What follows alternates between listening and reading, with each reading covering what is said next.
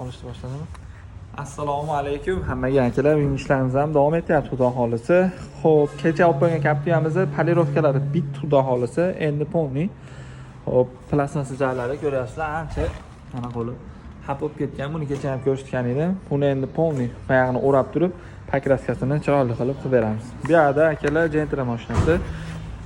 Xo'p, bu mashinaga men sulug' ustanovka qilib berdim akalar. Ikaga monitorda anaqa katta qulayligidan ustanovka qildim.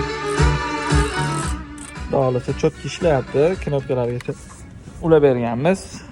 Tashqarida ham. Xo'p, Gentra mashinasi. Bu Gentrani akalar lyuki ovoz bilan ishlayapti. Lyuk remont kerak bo'ladigan bo'lsa ham aloqaga chiqsanglar bo'laveradi, ovozini eshitiladi. Shunaqa ovoz bilan ishlayapti. Ular yog'ingarchilik kunlar kelyapti. Mabodo sizlarni ham lyuklarda muammo bo'layotgan bo'lsa, o'zimizga olib kela olasizlar. Chiroyli qilib bitkazib beramiz, xudo xohlasa. Xizmatlar bo'lsa, telefon nomerini pastda qoldiraman, murojaat qila olasizlar akalar.